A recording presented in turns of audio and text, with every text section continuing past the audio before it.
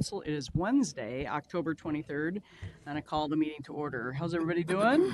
Pretty good? Great. Still nice out there? Yes. Not bad. So good to see everybody. First item is approval of agenda. Can I have a motion and a second to approve the agenda? So moved. Okay. Second. Right, it's been moved by Lindstrom and seconded by Wolf. Approval of agenda. Is there any discussion? Seeing none, all those in favor say aye. Aye. Any opposed? Motion is adopted. Approval of minutes. Next order of business is the approval of the minutes from the October 9th meeting. Is there a motion and a second to approve the minutes? So moved. Second. It's been moved by Cummings and seconded by, everybody was looking down over there, it was Gonzalez. Approval of the minutes. Is there any discussion? Seeing none, all those in favor say aye. Aye. Any opposed? The motion is adopted. Public invitation, has anybody, okay, so I talked with Liz and nobody has signed up from the public who wish to address the council on matters not on the agenda. So we will go on to the business items. Next, we have a joint item from the Transportation, Environment, Community Development, and Management Committees. Councilmember Ferguson.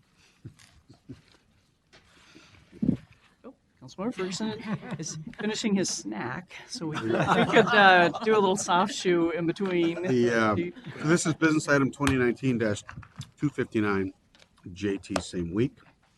Unified Budget Amendment. This amendment incorporates changes to the operating and capital budget component of the unified budget. There are 3 changes to the operating budget included in this amendment. First is a reduction of revenues of $124,500. An increased use of reserves of $124,500 for Metro Transit commuter rail, and an increase in revenue of $124,500 and decreased use of reserves for $124,500 for Metro mobility. Second, there's a reduction in the MVST revenues of $10 million in Metro Transit's operating budget and a corresponding increase of $10 million in Metro Transit's capital budget. Third, there's an increase in federal revenue of $140,000 and increase in pass-through grants of $140,000 for the CMAQ federal funds for Minnesota Valley Transit Highway Authority, Highway 169 Connector Express Service. The capital component is being amended and presented to council on October 9th. It closes out 2 projects totaling $28.2 million and adds in a total of $23.6 million in the council's ACP. The council's capital budget over the next 6 years with this amendment would be $8.1 billion. The amendment was reviewed and approved by the Management Committee on October 23rd, Transportation Committee on October 14th, the Community Development Committee on October 7th, and the Environmental Committee on September 24th. The motion is that the Metro Council authorizes the 2019 unified budget as indicated in accordance with the attached tables. There is a motion by Councilmember Ferguson on 2019-259 JTSW. And so is there a second? Second. It's been seconded by Councilmember Bento. Is there any discussion? Discussion? Okay. Seeing none, all those in favor say aye. Aye. Any opposed? Madam Chair, this is a roll call vote, I believe. It's a roll call, correct. So a roll call vote. We have a motion and a second, and Liz will call the roll. Councilmember Johnson? Aye. Councilmember Chambliss? Aye. Councilmember Ferguson? Aye. Councilmember Barber? Aye. Councilmember Cummings? Aye. Councilmember Atlas Ingebretson? Aye. Councilmember Lilligren? Aye. Councilmember Musait? Aye. Councilmember Zurin? Councilmember Lindstrom? Aye. Councilmember Vento? Aye. Councilmember Gonzalez? Aye. Councilmember Lee? Councilmember Fredson? Aye. Councilmember Sterner? Aye. Councilmember Wolf? Aye. Chair Slawick? Aye. I think we have ayes all. Seeing ayes all, of those that were on the roll call, then item number 2019-259 JTSW passes. Is that ask our council appropriate? Okay. Yes. Okay, good. Thank you. Consent agenda. Next is a consent agenda. Can I have a motion and a second to approve the consent agenda? So moved. Second. It's been moved by Sterner and seconded by Lindstrom. Approval of the consent agenda. Is there any discussion? Okay. Seeing none, all those in favor say aye. Aye. Any opposed? Okay, motion carries. That now brings us, get my page turned here, to the reports of standing committees. So first we have community development, and we have Councilmember Lindstrom. Thank you, Madam Chair. For the Environment Committee, we have business item number 2019-278. And this is a contract request for Brooklyn Park and Chaplin Interceptor Renewal, Phase 1, Part 2. And today we have Tim Wadeen, the Assistant Manager of Interceptor Engineering, to present details of this request. Thank you, Councilmember Lindstrom. Welcome to the council. If you'd like to introduce yourselves for the record. Madam Chair, my name's Adam Gordon, and I'm the engineering manager of Interceptor Engineering, and with me today is... My name is Tim Wadeen. I am the Assistant Manager of Interceptor Engineering, Madam Chair. Today we are here to present to you on business item 2019-278, Brooklyn Park and Chaplin Interceptor Renewal Phase 1, Part 2 project. The project itself is part of our capital improvements plan and was identified as a location that was in need of rehabilitation. There was extensive corrosion in our interceptor, extensive damage due to corrosion in our interceptor. The project itself is to address that corrosion and to reduce the risks that are posed by direct connections of sanitary sewer services to our interceptor. We also have goals to reduce odors in the area and improve system reliability. This is our project area. It's located in Brooklyn Park and parallels the Mississippi River. You'll see is just a little bit southeast of the intersection of highways 610 and 252. The project itself is going to include the replacement of 60-inch sanitary sewer with 72-inch pipe along Mississippi Lane. We'll also do some work on cured-in-place pipe along Riverview Lane, where we'll be aligning 60-inch and 66-inch pipe. We'll be replacing manholes along these same stretches. And we'll also be constructing a local sanitary sewer along and a larger city lift station that will basically disconnect the local connections from our interceptor. So those local connections will be connected to the cities, or will become the city's sanitary sewer, which will then discharge into the Metropolitan Council's interceptor system. The project extends from roughly the north side there is Jewel Park, and it extends all the way down to Brookdale Drive on the south end. Kind of give you an idea of what our project is going to look like during construction. The upper left-hand side is the work that we'll be doing in Riverview Lane. It shows a little bit of the CIPP lining. Most of what we'll be doing will not be visible from the surface. It'll be an installation of a felt liner that will be impregnated with a resin and cured in place. Mississippi Lane will involve some open cut excavation, as we will be installing a new local sanitary sewer line there for the city and replacing that 60-inch or 66-inch sanitary sewer with a 72-inch line. And again, we'll be replacing manhole structures along both sections. There will be some trail and park impacts. Along the West River Road Trail, we will be installing our temporary conveyance system. Trail is going to be closed between the winter of 2019-2020, so right about the next few months here when we start the project until about midsummer of 2021. So it will be inaccessible to pedestrian or bicycle access during that time. We'll also be having impacts on Jewel Park, which is on the north side of our project around 89th Avenue and West River Road. We'll be using that area as staging area, so our pumping facilities that will be a part of our temporary conveyance will be located in that area. But we'll still have access to the playground, the park buildings, and the parking lot area for the public. We have been going through a number of communications activities over the last, well, since we started the project about in April of 2018. So during this time, we've been presenting to a number of neighborhood groups, also the Three Rivers Park District and the City Council that we've had presentations with. This included a work session with the City Council to discuss the West River Road Trail and its closure during the project.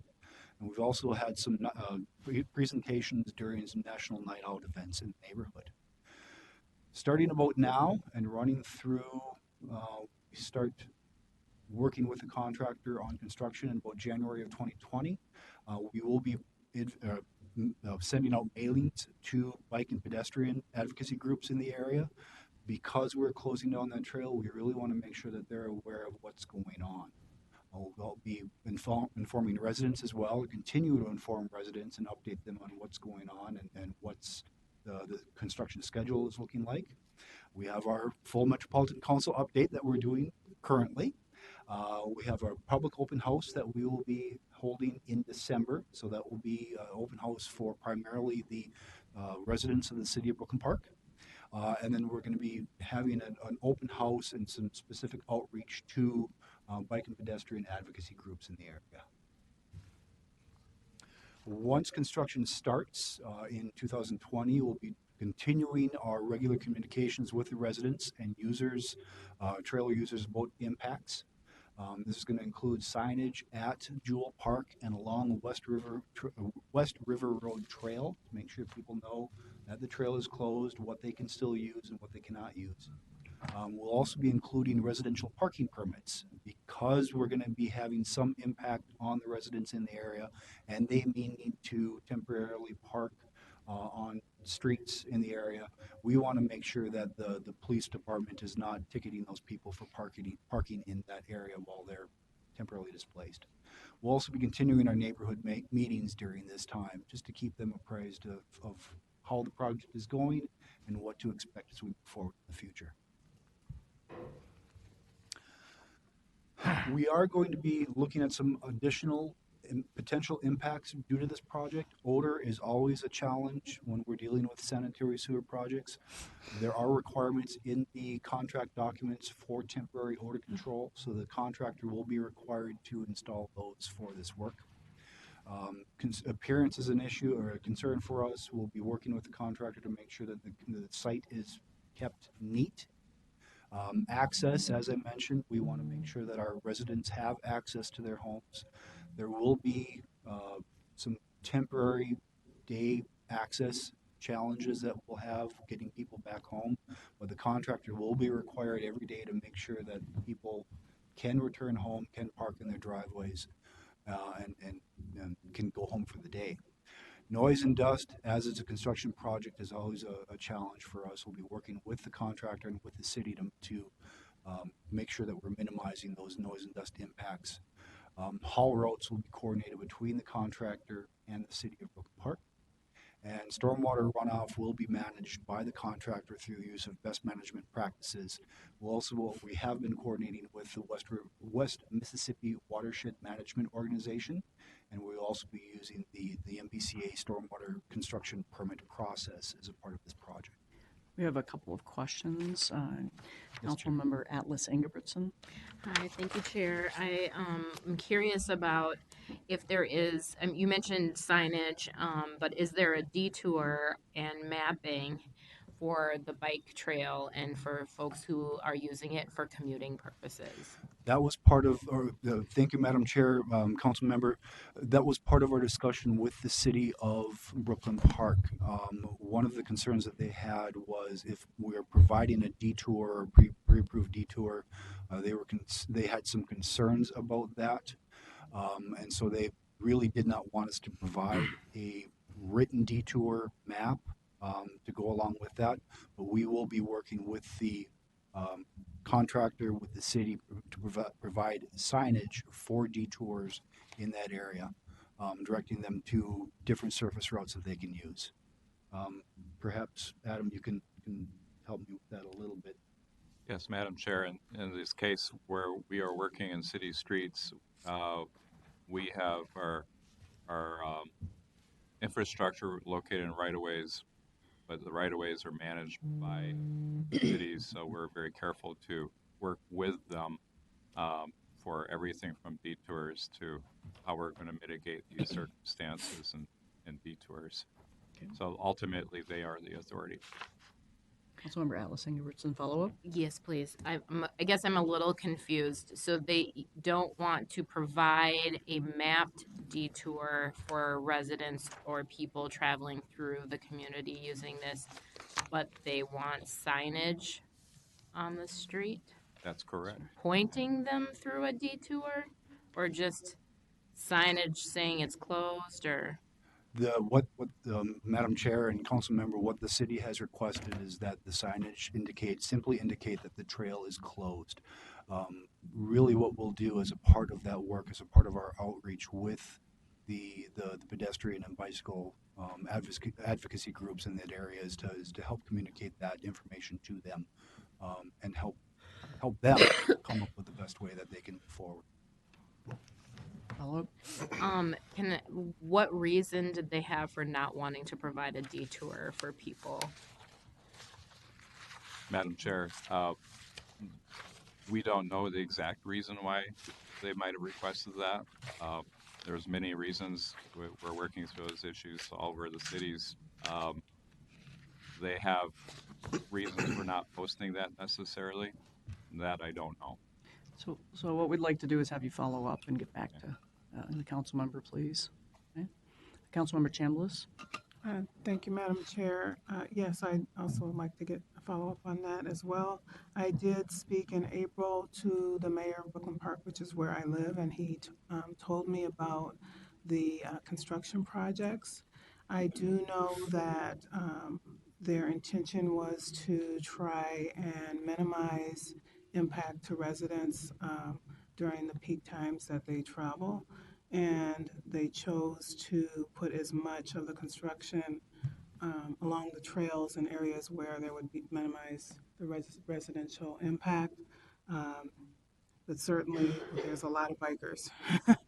And we have a council member at Brooklyn Park that's an avid biker and has a lot of people biking with him. So I'm sure he'll want to know that as well, and he can help communicate what the plans are, and probably already has. So on page 8, the residential parking permits,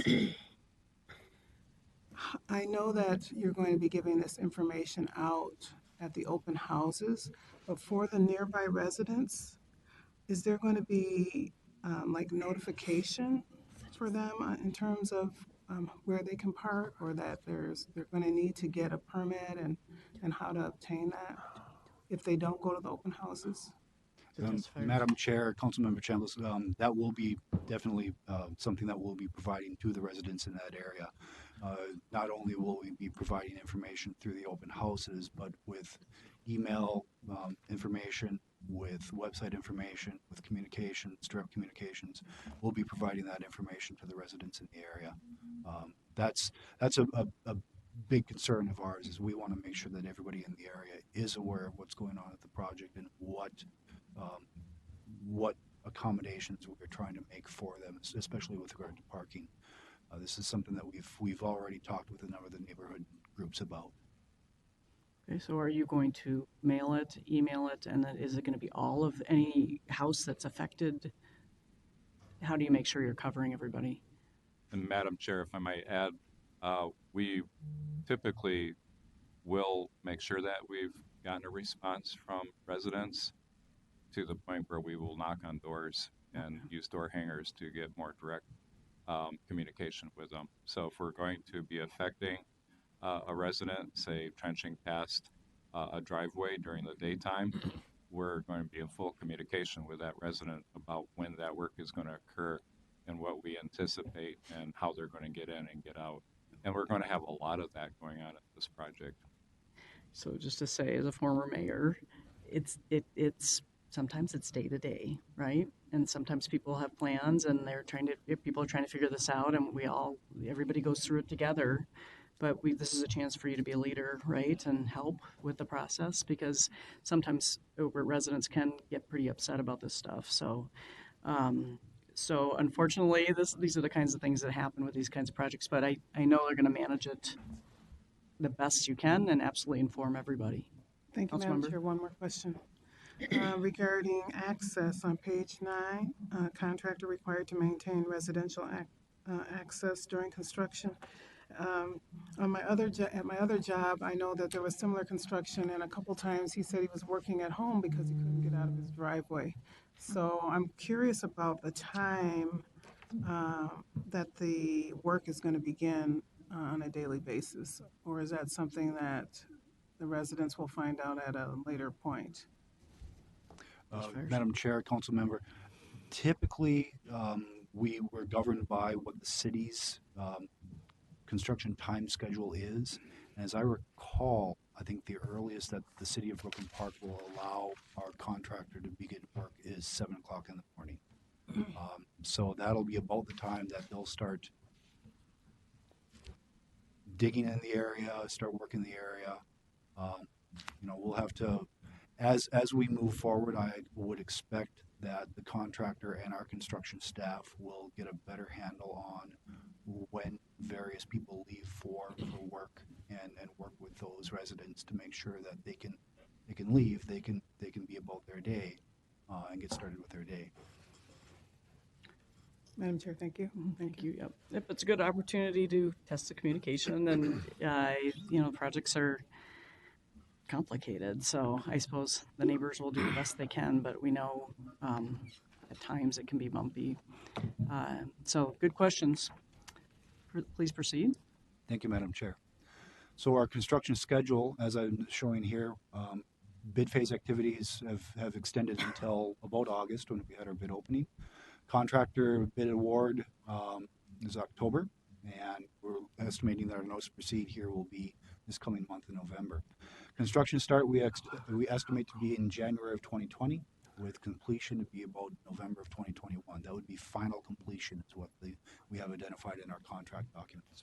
I have another question, Councilmember Gonzalez. Thank you, Madam Chair. Just kind of curious about the corrosion to the original Interceptor. How old is that pipe? Is the corrosion that it has right now, was that expected? Keeping in mind when that was first put down in the ground, and kind of related to that, how long is the new Interceptor gonna last? That's the lifespan of that fix that we're gonna do. That's fair. Madam Chair, Council Member, this Interceptor was originally part of the Northern Suburban Sanitary Sewer District that handled a lot of Brooklyn Park, Brooklyn Center, all the way out to Anoka and that area. So this was constructed back in the 1960s, 1970s. It is a concrete pipe, RCP pipe, and at the time, I don't know that we really understood the interaction or the potential for hydrogen sulfide and its deterioration, its ability to corrode concrete pipe. It's a very commonly used material at the time, especially for larger diameter sanitary sewers like this. As we have advanced in our understanding of wastewater and how the biology of wastewater works, we've recognized that concrete, depending on how long the wastewater stays in the pipe and how long what's happening with it, concrete can deteriorate because of hydrogen sulfide, the presence of hydrogen sulfide gases. With the CIPP liner that we are using, that's more of a plastic liner, and that is resistant to hydrogen sulfide corrosion. The pipe that we are replacing it with, the 72-inch pipe, is it's a fiberglass pipe, and that too is resistant to hydrogen sulfide corrosion. We're really expecting that for the next 30 to 40 years, we shouldn't see any deterioration in this pipe. Thank you. Councilmember Bento. Thank you, Madam Chair. I live in Maplewood, and we just had a major street resurfacing replacement project that was completed in on several blocks in southern Maplewood. And the city of Maplewood did a great job of preparing us as residents prior to and then throughout the process. But the one factor that I started to pay attention to, and it's probably because of this role, I don't know that I would have paid that much attention otherwise, was the impact that weather played. And I'm wondering, in the planning process and the budgeting process, how much wiggle room are you able to allow for weather factors that can slow it down and or add costs? Just fire. Madam Chair, Council Member, that is definitely something that we consider when we go through and plan out our project itself. You'll notice we are starting construction in January of 2020. Well, it's a little hard to dig in the ground when the ground is frozen. So really a lot of what we think about when we start talking about construction in 2020 is some of the startup work, mobilizing equipment, getting things placed out on site. Maybe not so much digging and excavation as starting to install and place our temporary conveyance pipe. A lot of that will be sitting on top of the ground, so we don't need to excavate to be able to place that. So the contractor may be out there, what we can refer to as stringing pipe, fusing it together, lining it up, getting all set so that when they can start to excavate, they can start to install that pipe. That'll be one of the first things that they'll need to do, because they need to manage that wastewater while they are working on that sanitary sewer. But those are things that we really kind of think about as we move forward with our project, try to schedule it out. The other thing that we have in here is completion of our project in November of 2021. Some of that is because we're trying to think of when can we do our seeding and sodding. I want to make sure that we're doing that in the growing season, so prior to November 2021, so that we get turf established.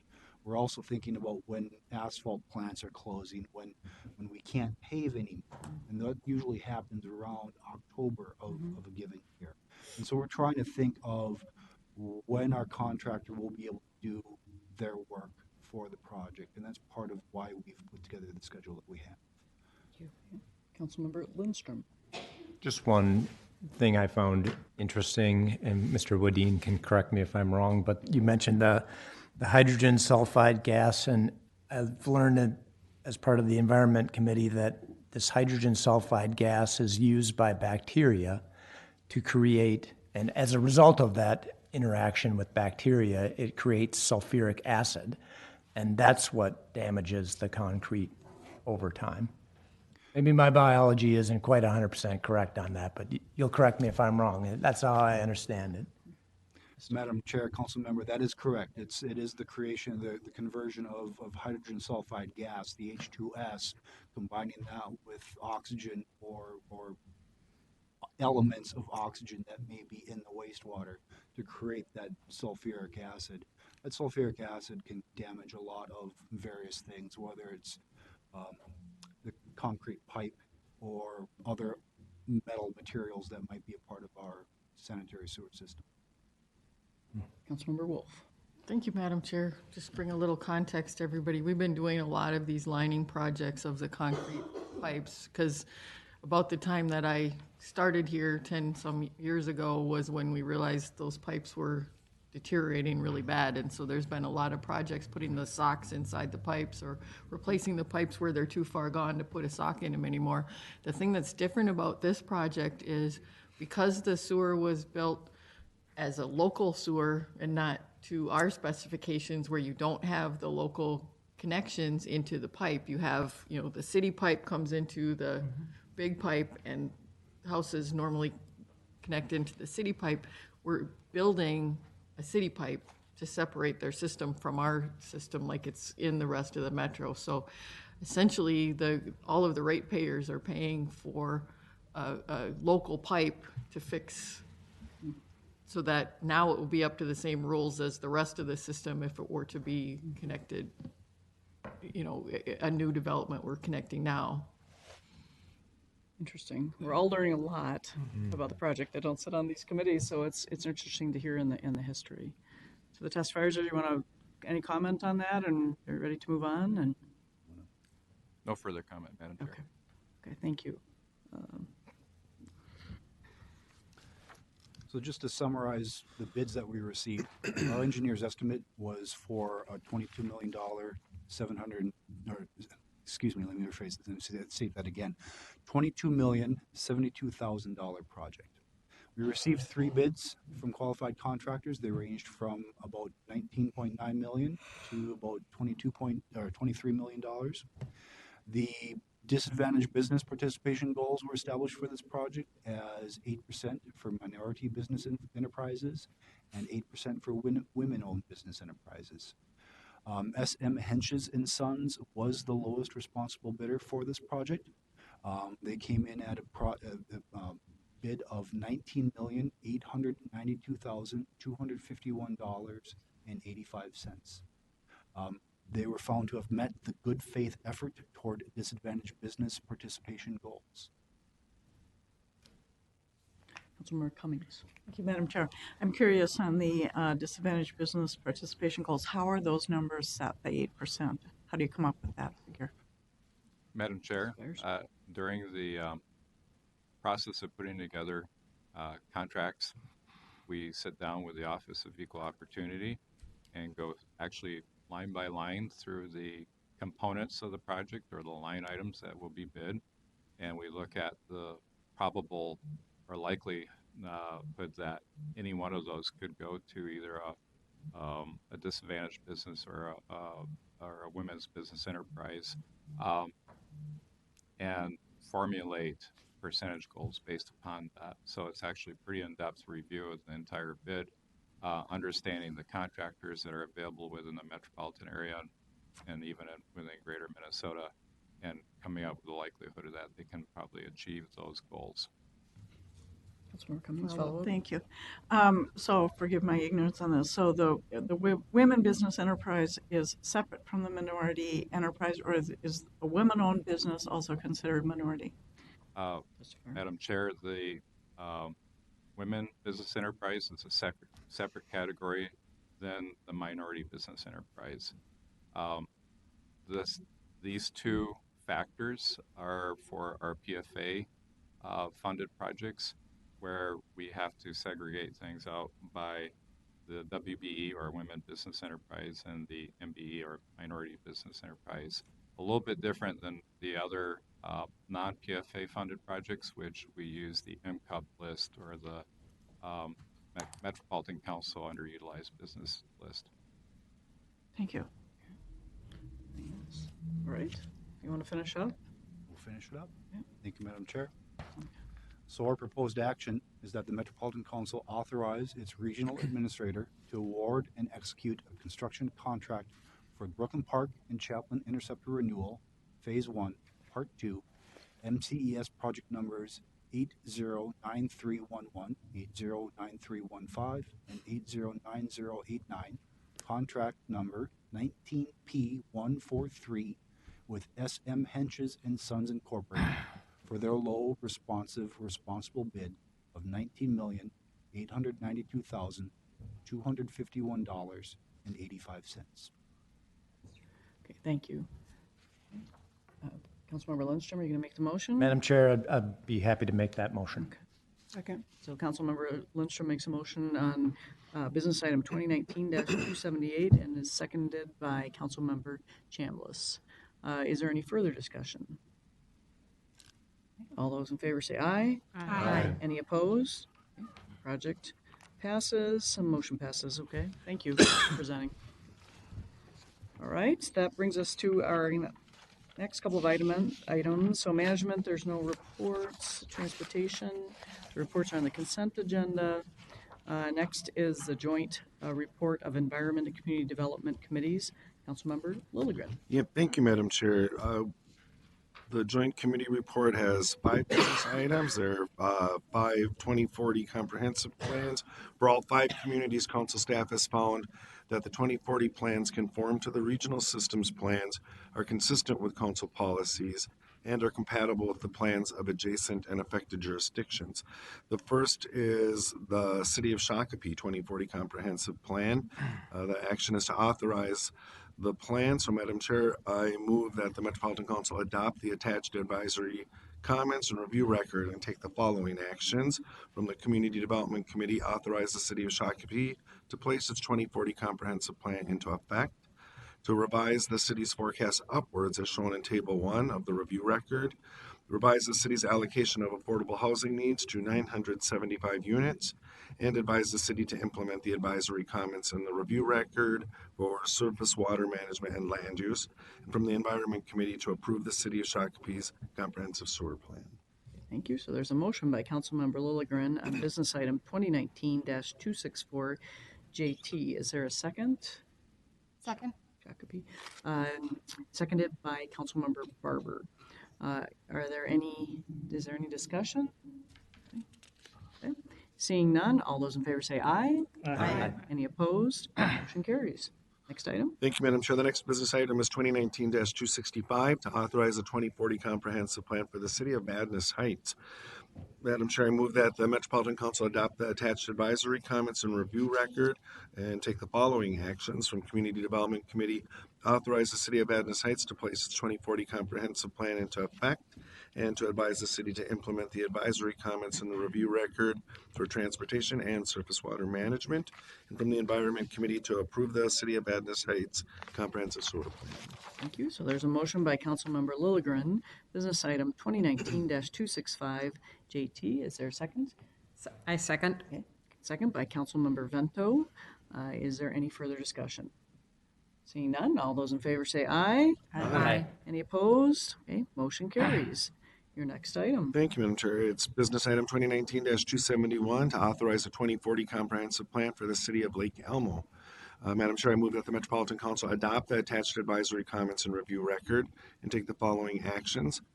From Community Development Committee, authorize the city of Lake Elmo to place its 2040 comprehensive plan into effect.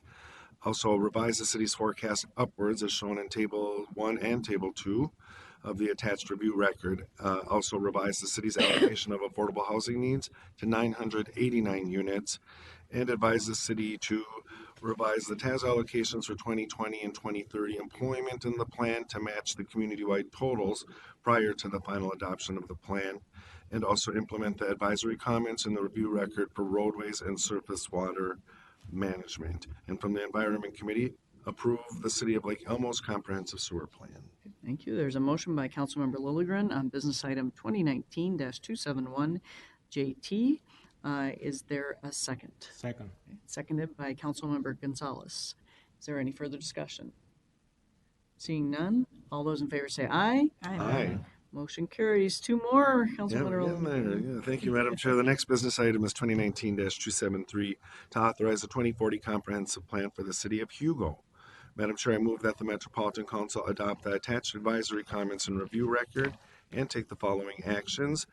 From the Community Development Committee, authorize the city of Hugo to place its 2040 comprehensive plan into effect. Also, to strongly encourage the city to address all widely known tools in order to be fully consistent with the council housing policy. The city should consider addressing the following tools in the plan before final adoption. A local 4D tax program, B, partnership with local naturally occurring affordable housing preservation organizations, C, consideration of a local fair housing policy, and D, consideration of measures to support and protect existing manufactured housing. Also, advise the committee to implement the advisory comments in the review record for land use. And from the Environment Committee, approve the City of Hugo's comprehensive sewer plan. Okay, thank you. There's a motion by Councilmember Lilligren on business item 2019-273 JT. Is there a second? Councilmember Vento, we're getting to all of your cities. It Yes. was Councilmember Bento Day. Is there any further discussion? Seeing none, all those in favor say aye. Aye. Any opposed? Okay, motion carries. Your last one. Yeah, the next business item is 2019-274 to authorize the 2040 comprehensive plan for the city of Columbus. Madam Chair, I move that the Metropolitan Council adopt the attached advisory comments and review record and take the following actions. From Community Development Committee, authorize the City of Columbus to place its 2040 comprehensive plan into effect, and also advise the city to implement the advisory comments in the review record for transportation, wastewater, surface water management, and land use. And from Environment Committee, approve the City of Columbus's comprehensive sewer plan. Thank you. So Councilmember Lilligren has a motion on business item 2019-274JT. Is there a second? Second. Okay, seconded by Councilmember Vento. Is there any further discussion? Seeing none, all those in favor say aye. Aye. Any opposed? Hearing ayes all, the motion passes. So nice job, Councilmember Lilligren, Councilmember Vento, Gonzalez, everybody who's involved. Next item is we're going to move to an item called Other Business, and this will be a motion to approve business item 2019-261. Members, this is a budget item, and therefore it will be a roll call vote. I will defer to the Management Committee members and staff to present the item. So welcome to the council.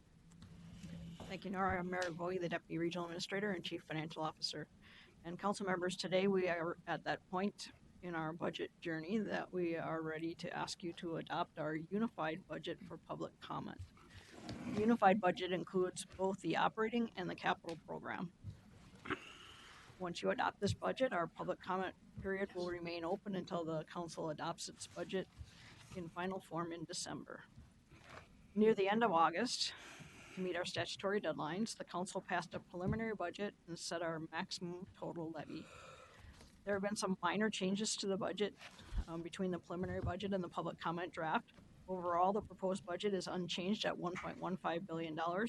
However, we have updated the preliminary budget to reflect the latest information from our actuarial valuation for our other post-employment benefits. We've adjusted some ridership assumptions for Metro Mobility, and I've parked the general purpose levy that was targeted for HRA voucher preservation in the regional administration budget. We'll talk a little bit more shortly about how we're going to bring that to more final as we come to the final budget. So the pie charts here reflect the total uses by division and the sources of funding in the operating budget, and are very similar to the presentation that we gave you on the preliminary budget. About 70% of our operating budget, or about $808 million, is for operations. Well, the remainder of the funds are for debt service, $196 million, our pass-through grant programs at $133 million, and OPEB at $18 million. Our capital program, as we presented to you last meeting, is about $8.1 billion and includes both authorized and planned projects. The pie charts here reflect the uses by division and the sources of funding. Of our $8.1 billion capital program, $3.6 million is authorized and available for spending, and $4.5 million represents planned projects or phases of projects through 2025. Projects are amended into the capital program when funding has been secured, and projects remain in the capital program until they are complete. And as you can see from the pie chart on the left-hand side, about 30% of our $3.6 million authorized capital program has already been spent. On the right side, it shows that we plan to spend $444 million in 2020, and it breaks it out by division there. This will change significantly as we secure funding for the Southwest Light Rail line and other projects in our capital program. So finally, let's get back to talking about the property tax levy. The council approved a 2% levy to $88.7 million. We maximized our non-debt service levies for general purposes and for livable communities up to the maximum amount allowed. We are not levying for the highway right-of-way program. We have plenty of reserves in that program and nobody knocking on our door for use of those funds. Fiscal disparities is a $5 million flat amount. And then our debt service. So our debt service, as you can see from the chart there, takes up a very large portion of our property tax levy, and that's been a growing portion of that levy. And so that puts a lot of pressure on our overall levy to stay within the 2% annual increase. And so when we talk about uses of the general purpose levy, and you've seen this slide before, this is our most flexible dollars that we have here at the council. And by flexible, I mean that we can use it to carry out the responsibilities that are established for the council as provided in law. We primarily use it to fund community development administration. We have a statutory transfer to the local housing incentive account, and then we make funds available for some targeted initiatives of the council. Because of that pressure on the levy that debt service is putting on our overall levy, we make those targeted initiatives one-time funding. So we're looking to either be a pilot or a bridge or a one-time source to funding things that are a priority of the council. As you can see on this slide, I crossed off the Hra funding gap for preserving vouchers. And this slide here will remind you of where we had targeted those in the preliminary budget. So taking out that $1 million, the 3.4 was distributed in these ways. So what I heard from you as we presented the last budget, and as I sent out an email asking for ideas about how we put more finalization around uses of the general purpose levy, one of the suggestions was to wait for the council members to have their goals discussion at the retreat, and we should target our targeted initiatives around those goals. So the council member at the retreat developed goals around reducing disparities, housing, transportation, and sustainability. I've listed those here. Some of you responded to the email that I sent out asking for ideas. One of the ideas that I got was equity funding set aside for parks non-capital investments for non-capital programs and targeted marketing. I got one around deep outreach to cultural and underserved communities by working with community-based organizations. I got one to provide additional funding for family affordable housing, maintenance of the houses that we own, and then another for matching private property I&I type grants. So where do we go from here, and how do we finalize this? What we are proposing is that we work with the executive committee that includes the chair and the vice chair and the committee chairs, and that we finalize this listing of how we're using the general purpose levy through that group and tie it back to those goals that are listed there.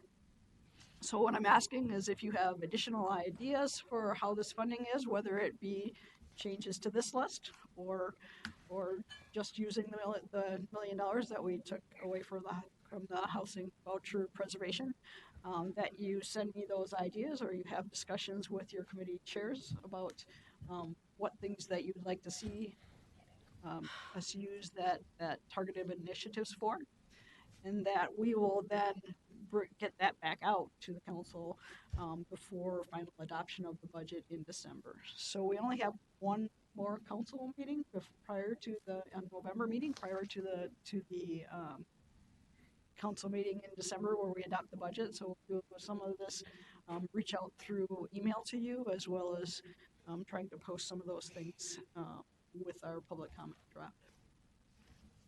Thank you. Can you clarify how much money is really available? I mean, we have the 3.4. Is it 3.4 total, or is it 3.4 plus?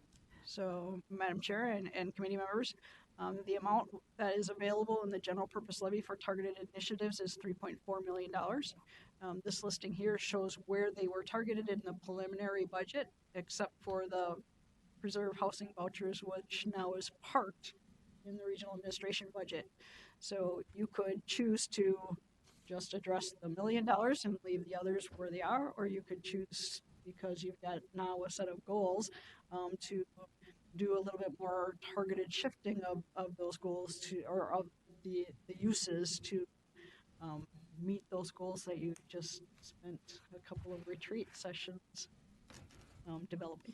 So the $1 million is available. That's crossed out. So, and Madam Chair as well. So like in the case of the Metro Mobility pilot, that does not mean that we would not do that necessarily. We maybe would spend reserves to do that project or other funding to do that project rather than general purpose levy. So as we look at some of these things, the homeless initiative is one that everybody was excited about before, and I probably expect that it will continue to be excited about as it does hit one of your goals as well. So I wanted to really leave it open to now that you have goals established, trying to target these initiatives to those goals. I see, that makes, I mean, it makes sense. We're just processing it, and so we'll open it up for questions and comments. Councilmember Atlas Ingebrigtsen. Thank you. I was wondering if it'd be possible for us to receive the targeted initiatives funding list from the past council for the last 4 years. Madam Chair and council members, I can certainly provide that. Thank you. Related to that, I mean, maybe Councilmember Barber or Wolf, I mean, did you have a lot of money, discretionary money in the past or similar? Madam Chair, under the Pawlenty Council, there was no targeted initiative money. And then under the Dayton Council, there was a slow shift of allocating more of the regional administration costs to the divisions rather than using general fund money to pay for the regional administration stuff. And that was what created this pot of money for targeted initiatives. So it got gradually bigger, and now it's starting to shrink a little bit because of budget pressures. Our general fund levy is not very large, and there's a lot of demands on that levy for things that don't have any other funding source. So if anything, this is going to continue to go down in coming years with the budget pressures. So, Madam Chair and committee members, that is exactly right. So there is not a lot of discretionary funding in the council's budget, as you've kind of heard as we've presented the budget. And one of the ways that we created some discretion for the council to really hit some of their targeted initiatives is to, instead of, so we used to allocate a portion, but not all, of the regional administration budget out to the divisions, and we made the decision to allocate all of the regional administration budget out so that we could free up a small portion of the general purpose levy to each year target some initiatives and priorities of the council. So this was a way to meet the needs of the prior council, and I think that it's kind of a nice way to, as you develop goals, to help us move those forward. Sometimes those things then become a part of our budget because they're a pilot, and then we find additional funding to keep them in the budget, and other times they're one-time things that we just give a jump start to. So to the regional administrator, will we have one more council of the whole where we're going to be able to discuss this before this is passed publicly? Madam Chair, if the council desires to discuss it at a committee of the whole, you certainly can. Otherwise, we can work through it with a email/individual conversation system through the executive committee and then email it back around before the December meeting.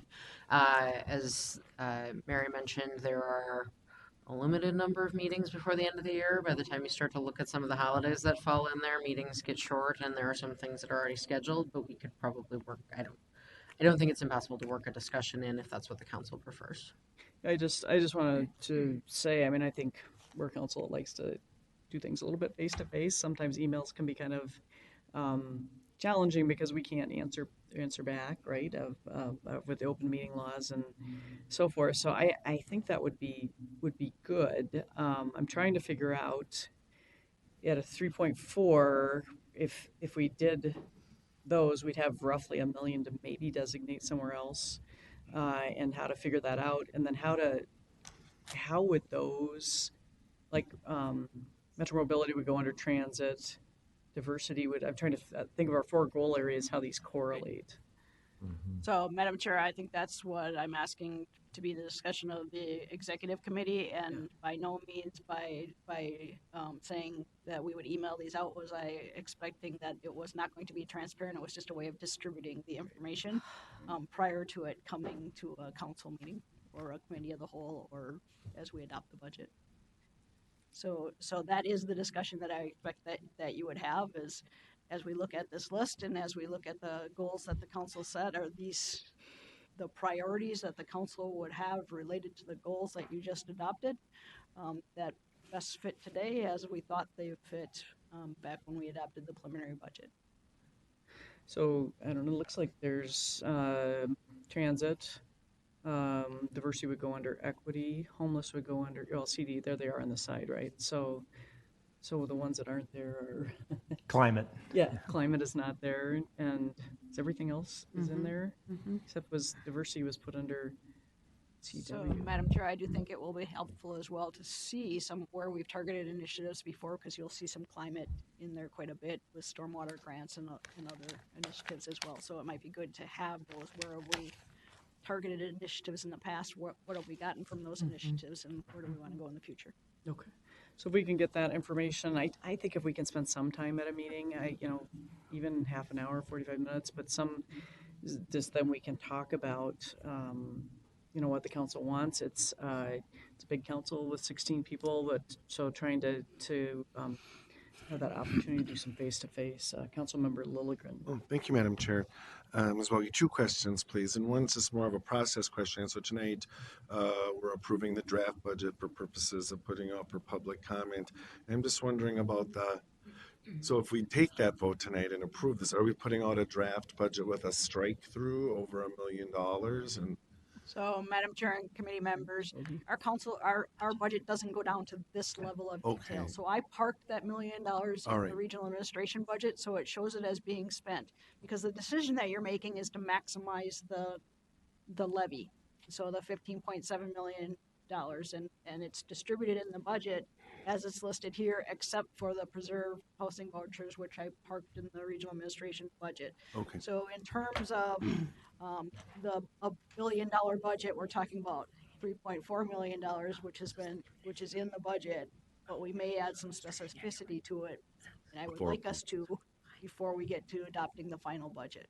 Thanks. And I think I might have just answered my next question, Lisa. But Madam Chair, Ms. Bogie, the other is about other potential revenue sources that aren't reflected in the 2020 budget. The one that comes to mind that we talk about in CDC is I can't remember the exact term for it, but it's something like the parks earned interest, or it's some interest that the council earns that then my understanding is we have more discretion over.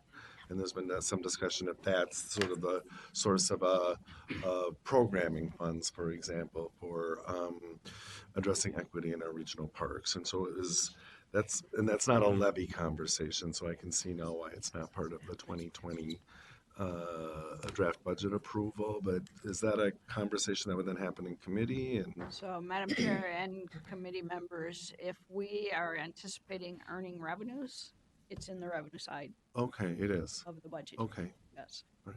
How we use it in the budget is one of those things where we have a little bit more discretion over how we use that particular. But right now, they're in the budget, okay, targeted at operations, or targeted at debt service, or targeted at. Great. Good to know.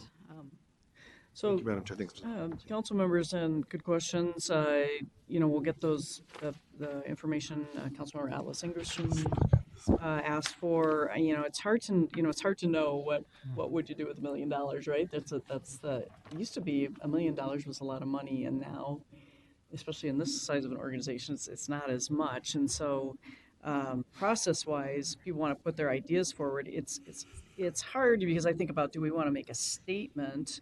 Whether it's the impactful reduction on racial disparities, do we want a statement and bullet the money? Do you want to split up the money? I mean, as we all know, I'm sure we all have different ideas on that. And I'm not sure, in our last process, we had staff kind of weigh in on that too. And so, Ms. Bogie, is there a wish list or something?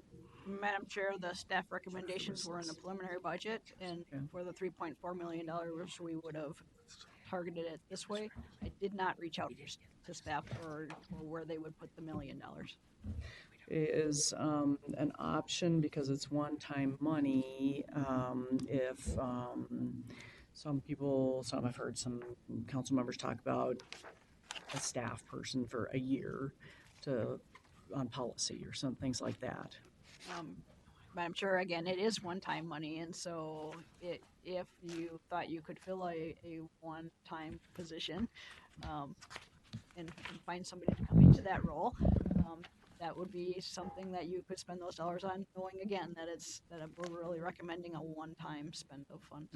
Okay. Or a consultant or something. So those are some of the things that I've heard people put out there. I don't know if they're good ideas or, this is the whole thing, is how do we do this? So if there are ideas, Councilmember Wolf and then Johnson. Thank you, Madam Chair. There is one other option that has not been discussed yet. We do not have to levy that $1 million.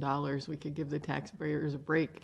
Rather than sit around and think about how we're going to spend $1 million, we could just back off the levy in December by $1 million and tell people, hey, we saved you some money, and we'll look again next year at what we need. Yep, definitely an option. Councilmember Johnson. Thank you, Madam Chair. So it's a lot of money, but I know this is going to sound, but it's not a lot of money, right? I mean, I'm used to levying, a $30+ million general fund and a whole about $80 million and all kinds of other funds. So it's important money, and we did just do our goals. But whether we meet as a group again or work through our chairs, there's a million things we could do with $1 million, right? So, I mean, I just think we have to be really strategic. And I'm understanding, certainly the homelessness initiative, the Metro Mobility Pilot is recommended by the legislature. So we kind of got to do that, even though we want them to fully fund it at the end of the day, I think is where we're trying to get the diversity. That sounds good to me. And then just briefly, the housing that is affordable, the housing maintenance, could you just remind me again, Madam Chair? Madam Chair and committee members, we own 150 is it, units, and they are in need of some maintenance. We just ordered an inventory, had a consultant go out and look at those things. This would target knocking some things off of that list. And Madam Chair, to that point, why wouldn't that be in a capital plan? Since we own them and we know we have ongoing maintenance costs for assets that we own instead of one-time money. So, Madam Chair and committee members, I do think that that's where it belongs and that it will go in the future. Some of these things don't qualify as capital necessarily. If I'm replacing a re-roofing, that's more maintenance. Those belong in the operating budget. But we would probably move, once we have this finalized, probably move to put that in the capital program, but not spend bonding dollars and things like that. And Madam Chair, okay, that makes sense, because normally, it's an ongoing expense, but it sounds like we've maybe have a little pressure on us to get caught up. So one-time money in this case would get us in a good place and then reorganize how we're going to allocate that in the future. Madam Chair, did I hear that right? Right on. Okay. So it's, just so you know, sort of from a timing standpoint, the executive committee is looking at meeting November 20th, I believe. We don't even know how many of you can make that. We just threw that out today. That is around Thanksgiving. I think Thanksgiving's late though. Isn't it really late? The 28th. The week before. And the two things would be this, and if you wanted to work through your chairs, would be this and equity, because to the regional administrator, we're going to have an equity discussion in December at one of the Council of the Whole. What date would that be? Yeah, at present it was scheduled for December 18th, I believe, the week after the council's adoption of the budget. We had looked at moving that up. I think we need some more clarity from the council about the structure of that discussion, how you all would like to spend that time. We hear everything from training to revisiting the definition Thrive to a broader discussion of current sort of topics, and so some additional discussion around that would be helpful. And to that end, if you can talk to your committee chairs, the chair, one of us, we'll try to help find some consensus and structure that discussion so we can, to the extent we can have those conversations, we could potentially move it up. The equity discussion stems from it seems to be an appetite for the council to have an overall discussion about that. And we know that we set some goals. It could, like you said, could focus on that. I mean, there's just a lot of things to cover, and so we're interested in your ideas so that we're moving forward. I will tell you, looking at how we're spending on equity throughout the council has come up as an idea for the last couple of years, has come up. And so just to being able to see, I think, I know for me, I'm not always aware of all we're doing, and we're doing a lot in different areas. For everything from that to the EAC to it gets to, that advisory committee, how the council relates, there's just a lot there. So as regional administrator said, if you want to start to think about that and how we form our time, we only have 3.5 years, and it seemed like a long time, but it's really, if we bite off a chunk at a time, it's really not that long. So that's kind of where we're headed with those two discussions. So Councilmember Atlas Ingebrigtsen and then Fredson. Thank you, Chair. I want to highlight one of the things asked of me by a large institution was why we are not making headway on the issues impacting us around disparities. And after working for that large institution for a number of years and witnessing leadership change and transition, one of the things that's become apparent to me is that when we rebuild equity efforts every time there is a key leadership or an executive C-suite shift or a council or board shift, you are restarting the clock on all those efforts. So I really want to encourage us to think deeply about the work that was done before us and to build on that work. In addition to restarting the clock, we also build a lot of ill will because there is a lot of community engagement, local community participation, community members on various boards and commissions that have made efforts into those spaces that don't turn over when a new leader is put in place, in our case, a governor. Those folks don't turn over, and they've been doing the work all along. So I really, when we started, it was one of the first things we asked for as a council was to have this conversation, to do this learning, and to hear from all the staff about what has been going on. Each department has an equity team that was part of what was built before. I don't see it as asking too much to be provided with just a list of what are activities they've done as it relates to equity, and to provide that for us so we can just get a sense of that, to hear or receive a report from the Equity Advisory Committee of what are the things that they are requesting and a summary of the work that they've done so far in their work, and an opportunity for us to gather in conversation around the difference between equity and equality. In many of our conversations and engagements with staff and others, there's often a misunderstanding between the difference of those two things, and that we need to have that and understanding about how does that relate to the Thrive lens. So I just want to encourage, we have, and we've invested, and I use this tool all the time, and if I encourage all of you to really look at it, the Visualizing Disparities resource on our website that has been put together. We can't survive as a community. I know that many of you have heard from businesses who don't have employees for their businesses. We can't survive these disparities in employment and in housing and in healthcare and in education. And it is not something that we are hopeless and helpless to fix. It is absolutely something we can do stuff about. So I just want to encourage us. Oftentimes people get paralyzed by the size of the problem, but we have to stay diligent and take this on. And the discomfort that Minnesotans particularly seem to be allergic to is something we have to lean into in this conversation. So I just want to encourage us to stay the course and to build on what our predecessors did. Not saying it's perfect, but we should be able to build from it and not start all over. Thank you. Thank you. Councilmember Fredson. Thank you, Chair. So out of that 3.4 million, I'm wondering how much of that leverages additional investment. So like looking at that $1 million, right, is there something we could do as a council that would help leverage additional investment, like grants or whatever to communicate communities, or does that get too complicated? So the items that are listed there right now, I would say there's only one that leverages additional investment, and that's the homeless initiative, and we're just one of the potential partners in addressing the homeless initiative.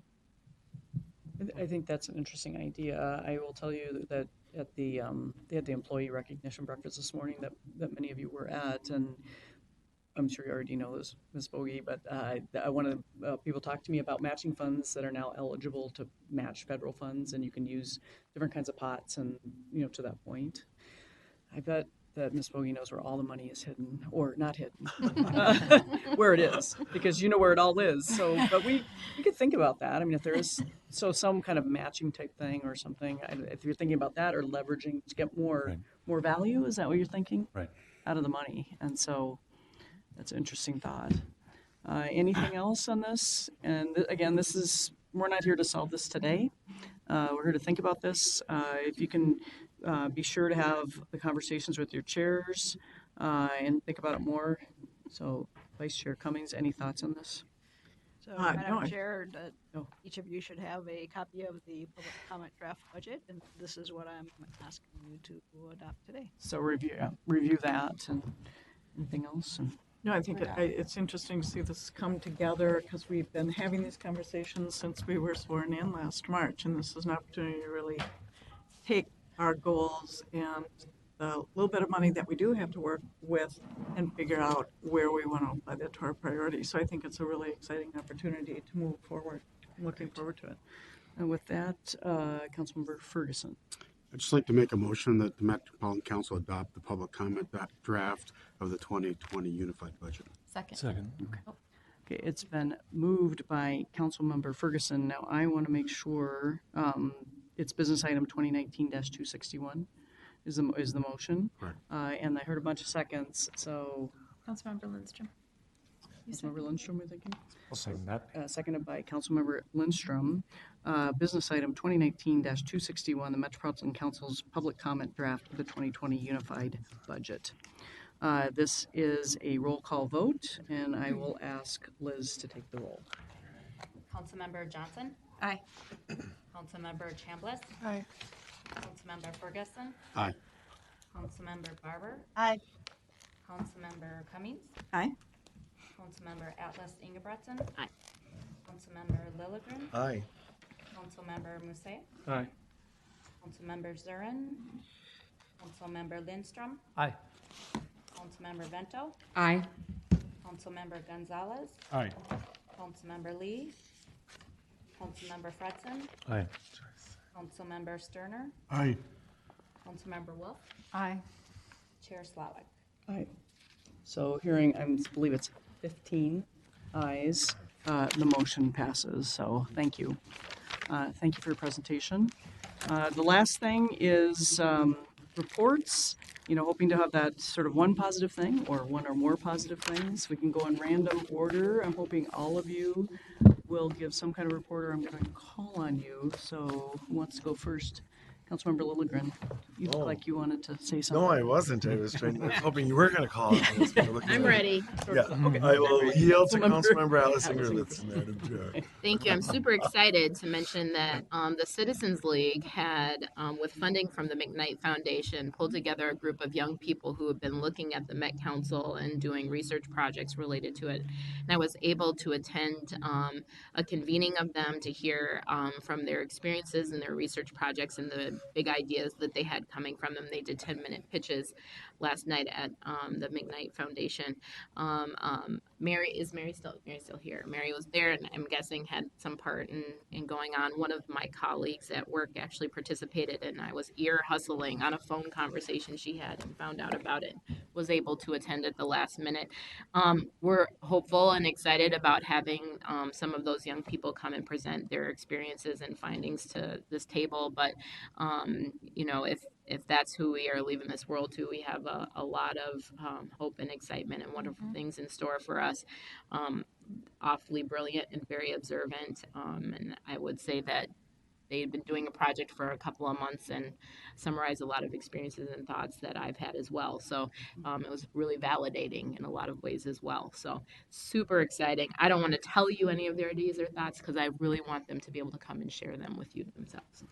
So thank you. So, Regional Administrator Vedas, how do we get something like that scheduled? Madam Chair, I know Pahua at the Citizens League, Mary or I'll work with her to schedule and see if the students are available. Okay, good. I think it's always good to hear the voices of young people. And the youngest, I believe, was in freshman in high school, and then the oldest were just out of college. Oh, excellent. So great range of. Excellent. Okay, let's see. Member Bento. On October 5th, the city of Hugo hosted its annual city tour. They loaded a bus with about 45 community leaders, new residents, city staff, and others, and we had a great tour of the city. It was a miserable day weather-wise, but it was delightful in terms of what we learned about Hugo. I shared this, I believe, with Community Development Committee, and the message, the lesson that I learned was you got to exit off those freeways and take a look around these communities, because what's going on in the metro area is amazing. And Hugo's a classic example for me. I had seen the Hugo exit on 35. I had been through Hugo on 61, but until I got on the council, I wasn't making any turns. And I just learned so much about the community, and that's one of the things that makes this work so special. So take the exits. Thank you. Great. Councilmember Wolf. Thank you, Madam Chair. I attended the memorial service for Rich Kramer last week. The chair was kind enough to stop by. I got to see a couple of my former colleagues from the Dayton Council, but there was a lot of people there expressing how much Rich did for the community. Commissioner Victoria Reinhardt spoke, and former Mayor Randy Kelly spoke, and the District 2 neighborhood group for St. Paul is naming a meeting room after him in their facility. So it was really a nice event, and you could see how much energy he put into making things better in his neighborhood, and it was really neat to see everybody come together and recognize that. Excellent. Good. Going back and forth, Councilmember Cummings. Thank you, Madam Chair. So tomorrow there will be the 6th meeting of the Minnesota Mayors Together, which was an initiative that was started by the Executive Committee of the Regional Council of Mayors to have conversations throughout the state on how we can work together, what issues do we have, how can we perhaps get rid of some of the gridlock that happens during the legislative session in St. Paul, and once again, building relationships and having conversations. So this one will be in Fergus Falls, and prior to it, so that'll be tomorrow afternoon and late afternoon for a social, and then continuing with the discussions on Friday morning. And in addition, the Blandon Foundation is pulling together the various members of the philanthropic community prior to the official kickoff of the Minnesota Mayors Together conversation, and it's going to be a conversation on hate and how do we counter the all of the negative conversations that are out there and that are going on, and how can we work together. I'm really excited about it. I think it'll be really good. Family Housing Fund is sponsoring the dinner tomorrow night, and I know Councilmember Johnson is going, representing Prosperity's Front Door. And then there'll be a number of mayors from around the region that will be gathering as well. Like I said, I think this is either the 6th or the 7th, I can't remember, the mayors in this cohort moving out around the state rather than saying, gee, next time you're in town, let's sit down and have a conversation. It's very targeted, and much of the initiative is we are coming to you, let's sit down together, let's talk, let's see how we can work together. So I think it'll be a compelling, every one of them. I think I've only missed one of them, and they're very compelling conversations, and I think a great deal of good has come out of them. So I'm looking forward to that as well.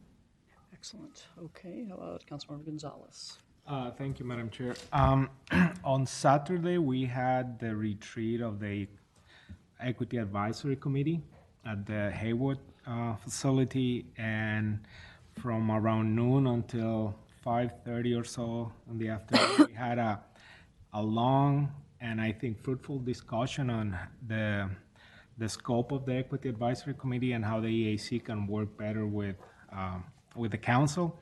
One of the major agreements from the retreat was that the EAC is going to be designing a strategic plan, kind of targeting the issues that the EAC wants to work on along the lines of what the council is doing, just select a few core areas and then work more thoughtfully on those. I also want to recognize Chris Fredson, who was there the whole time, and he was really engaged, and I learned a lot from his participation, and I think that shows the intersectionality of labor issues with issues addressing equity and diversity, because his participation was really well taken, and all the other folks who were there from the EAC and spent their Saturday, which was a nice warm day, but we were inside the Haywood Center just talking about how to make the EAC more effective in providing the viewpoint from the community to the council. So we're looking forward to finalizing that process and then moving on with our strategic plan. Excellent, good report. Councilmember Chambliss. Oh, Thank you. I did. Chambliss, then So I'm just glad to be very busy working out in the community. People are asking to meet with me, and I had a meeting with an organization, well, some community members who are working with the parks near some of our land uses. And I also have a meeting coming up tomorrow where I will be presenting to the Brooklyn Center Business Association and giving an update and overview of my role and what's happening with the Met Council. So I'm looking forward to that, as well as some meetings about the movement of the Northtown Transit Center, relocating that, Highway 252, planning, as well as Botano planning. So it's going to be a very busy couple of weeks for me, and I'm looking forward to being engaged. Excellent, good. Councilmember Sterner. Great, thank you, Chair. I just last few days, or last couple of weeks, I should say, went to a couple conferences. I went to the Department of Health where they talked about micro and nanoplastics in water, and that was very interesting going to that. And then this last week went to Recycle Minnesota, had a conference, and there was a legislative commission, a lot of different issues. And then the Water Resources also had a conference this last week, was very informative. So I learned a lot about water and their resources, and then I did present to the City of Burns in a work session last Tuesday. That went really well. So. Excellent, great. Thank you. Councilmember Mousse. Thanks, Madam Chair. Yesterday I met employee at the Metropolitan Transit, and he was just promoted to become a manager. He was super happy, and I was really pleased to see him promoted, because that's really what we are pushing for. So thank you to the Metropolitan Transit team for really pushing equity and diversity. So the more we see people of color in the position of power and leadership, the more it reflects and we practice what we say. Excellent. So great. Lots happening out there. Let's see. Councilmember Lindstrom.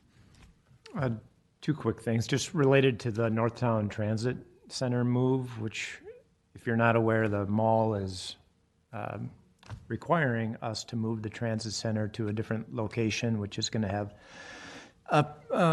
could have a significant impact to the neighborhood near the new location. Anyways, there's an open house happening tonight.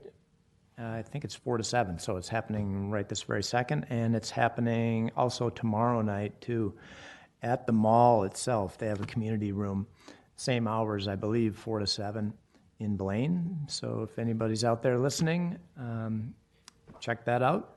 And then I also just wanted to say a few of us were at the Rogers wastewater treatment plant about a week and a half ago, and had an excellent tour out there, and it was really neat because the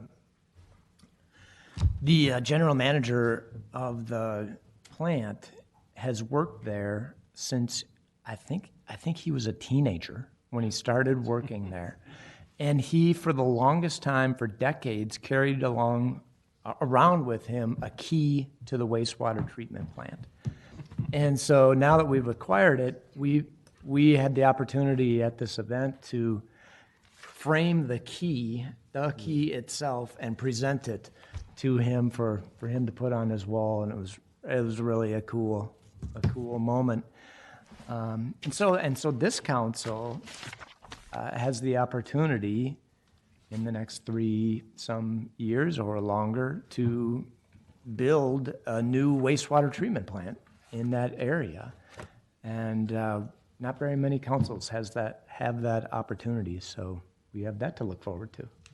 Excellent. I'm going to go next. And so I get to do 2 kind of big events, but I did want to share them with you. One was some state tribal training. And so on state tribal relations, it was 2 days. We met out at Prairie Island. All of the commissioners were there. Of course, when I say commissioners, that means and me, the chair, right? Because I'm part of that group, the cabinet. And then we had several of the tribal chairs were there. So from both the Chippewa and the Sioux.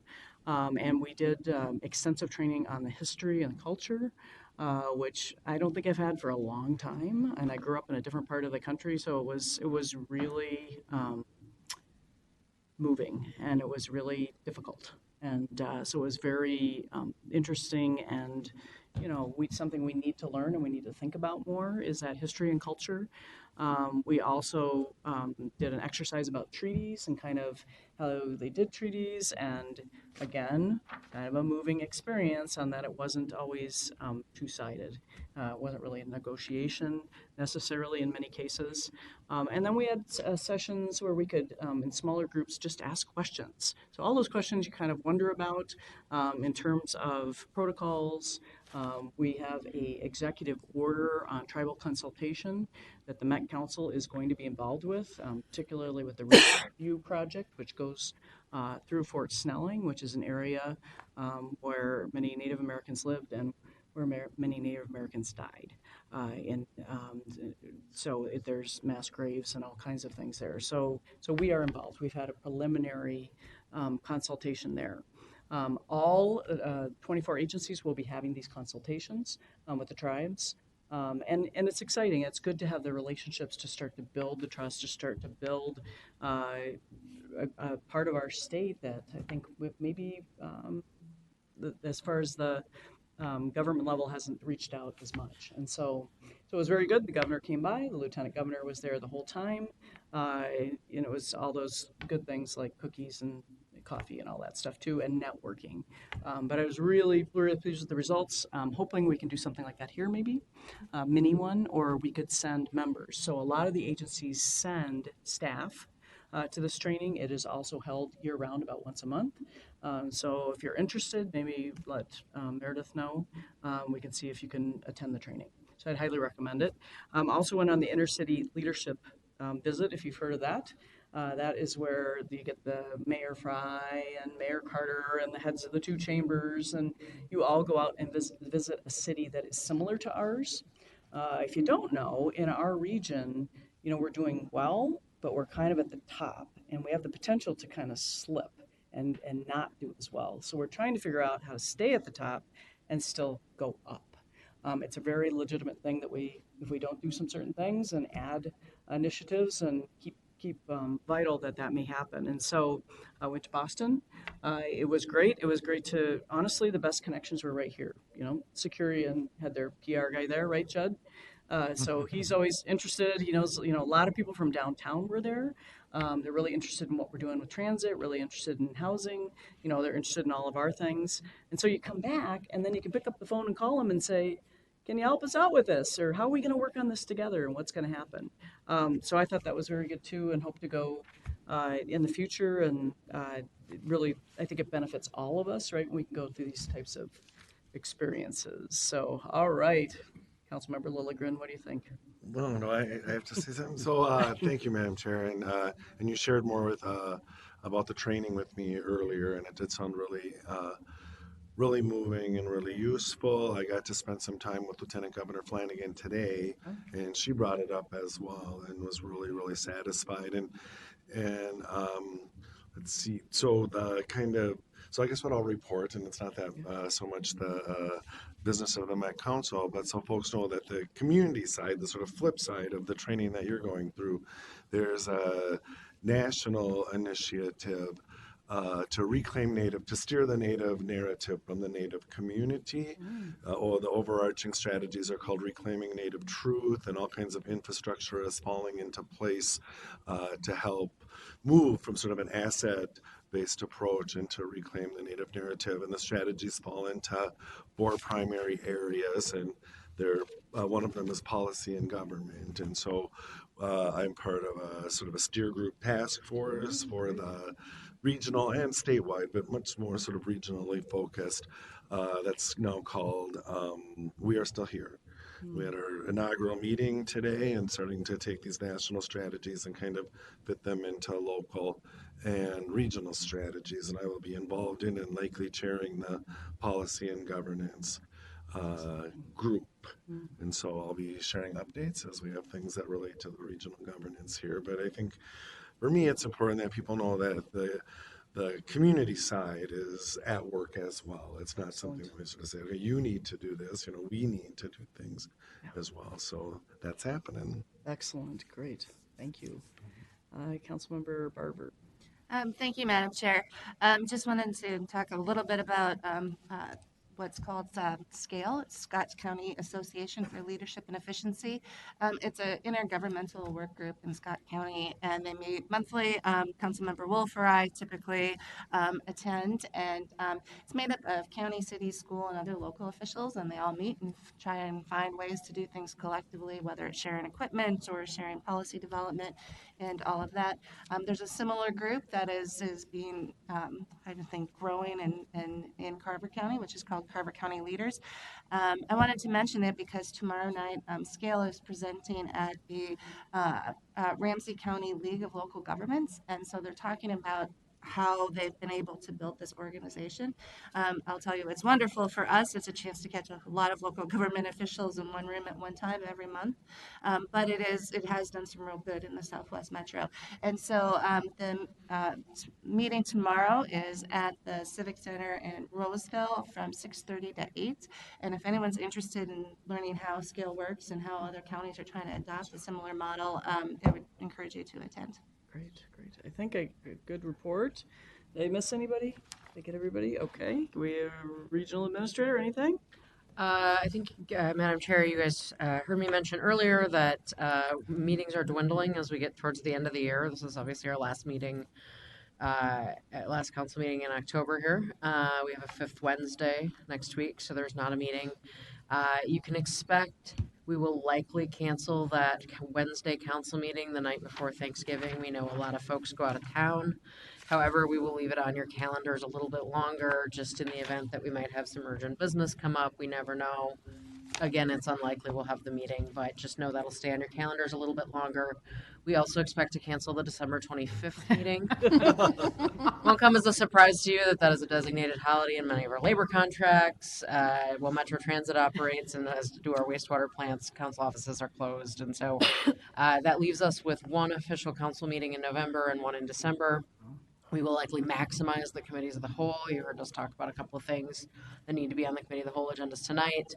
So expect those to stay on calendars, but know that it starts to become a tight squeeze for your committees to get business through at the end of the year. And so we work hard to time those items. And if you can make it to the one official meeting we have each month, that's really helpful as well. So thank you. Thank you. And to our general counsel, must have something to tell us about.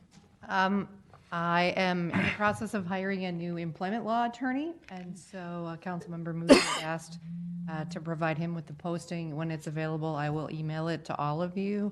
I'm really excited about this opportunity. It's a really great position for someone, and I would like to have the broadest pool possible. So if you know employment attorneys out there, we would appreciate you spreading the word and bringing in a really good person to that position. And for my positive thing, I'm starting my 10th year of coaching boys basketball with my husband, 7th and 8th grade in-house boys. We are a team that would benefit greatly from a pregame World War II quiz or math quiz. But we haven't had any games yet, so hope springs eternal. Well, we wish you well with that. Keep us posted on the season. Is there anything else? Okay, is there a motion to adjourn? So moved. Second. It's been moved by Sterner and seconded by Wolf. A motion to adjourn. All those in favor say aye.